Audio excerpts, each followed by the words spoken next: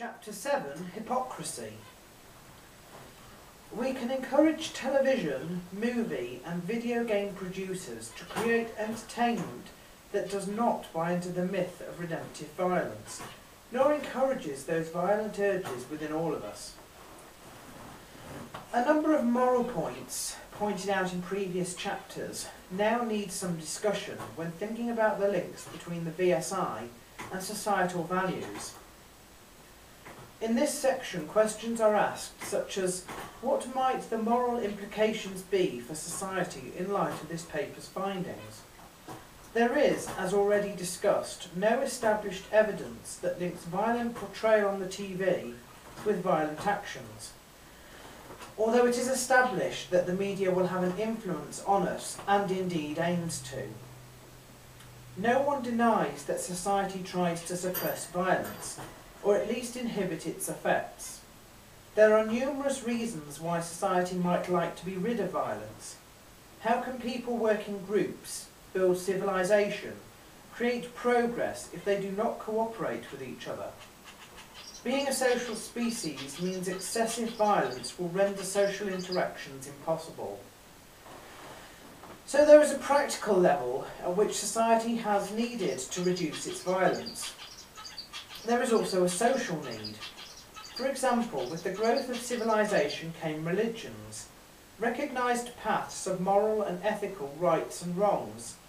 These not only govern spiritual beliefs, they also contain the ways in which people should behave to others and are reflected in international law or human rights or the Geneva Convention. These aren't directly related to religion, but definitely use almost religious codes of thought, which streamline our interaction in the civilized community.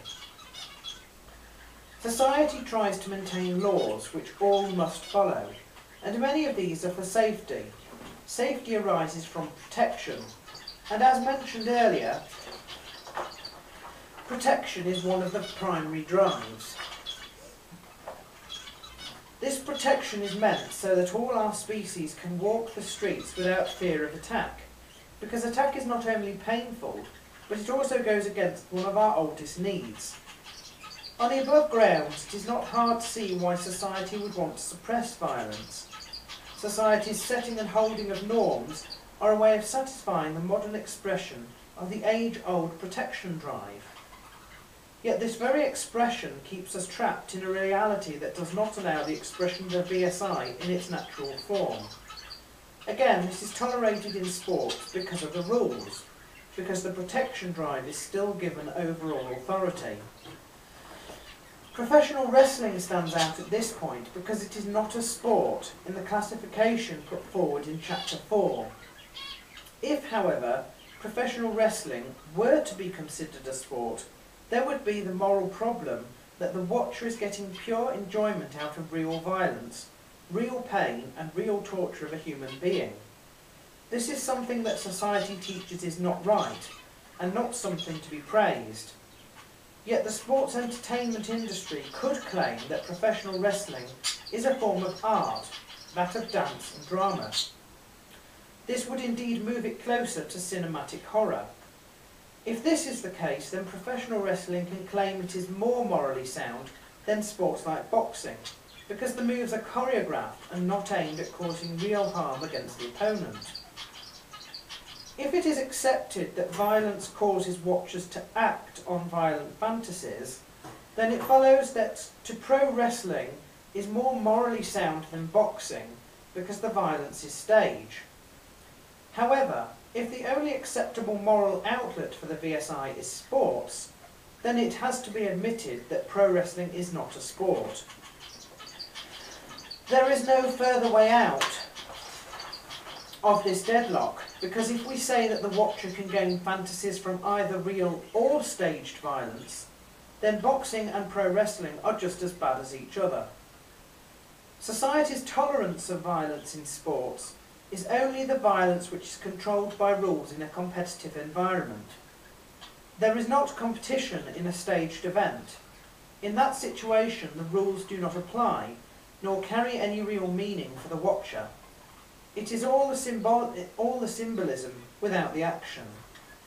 However, maybe wrestling can claim to be the safest route to catharsis, but there is no direct evidence to say this is a truth. If simulated violence were ever proven to drive people to violence in reality, the whole spectacle would become an ironic anti-society.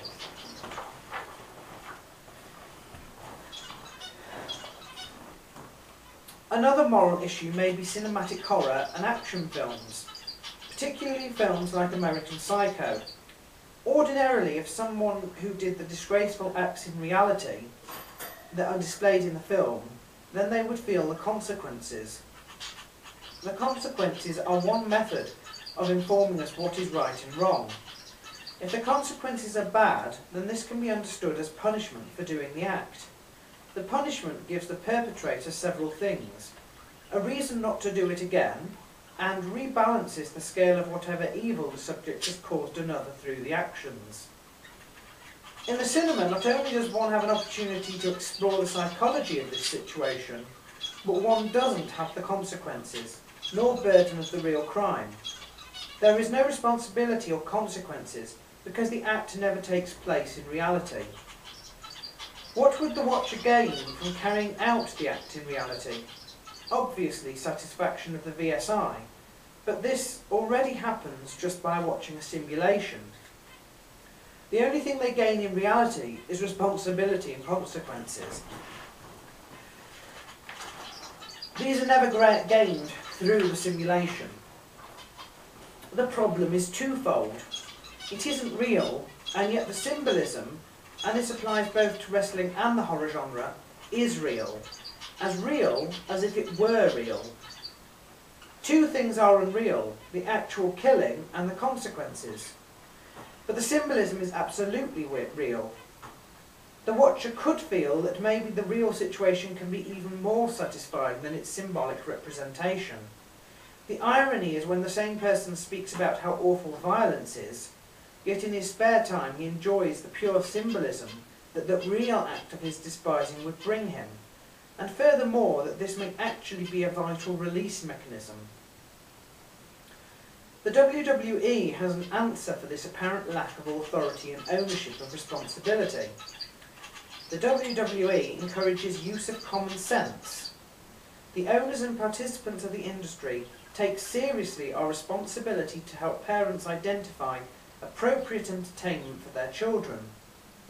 This point is backed up wholeheartedly by Johnson, who also agrees that it's above all else the parents' responsibility.